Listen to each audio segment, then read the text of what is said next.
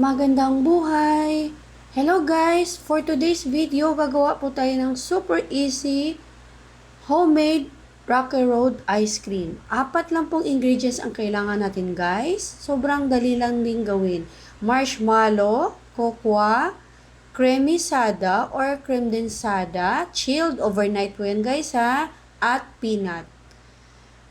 Pag wala naman po tayong creamy sada or creme densada guys, pwede pong combination ng all-purpose cream at condensed milk. Basta i-chilled lang po natin overnight.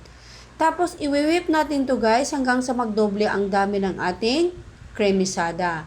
Idagdag natin ang cocoa guys. Medyo konti lang po yung cocoa ko guys. Hindi ako nakabili ng marami. So, magdagdag tayo ng food color na brown. Pero optional po yung food color guys. Since kulang nga yung cocoa kong ginamit, dapat mas marami, mas color brown.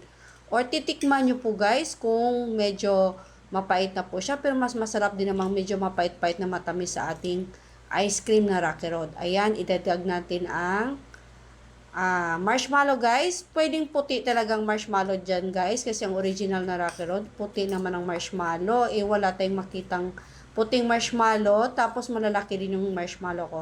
Idagdag na rin natin yung mani dyan guys. Ihalo lang siya guys. Tapos, i-chilled nyo po 3 to 4 hours or much better overnight guys. Ayan. I-ref ko na po ito guys.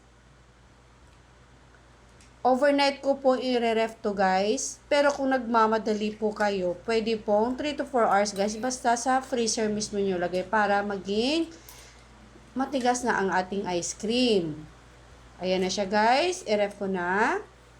And after overnight guys, ayan na po ang ating finished product guys. Meron ka ng ice cream sa bahay, pwedeng gawin anytime pag gusto nyo. Lalo na ngayong tag-init guys, mainit ang panahon, masarap magpalamig. Favorite din ng anak ko to guys dahil chocolate. Mabango siya guys, parang Rocky Road talaga na binibili nating ice cream sa labas.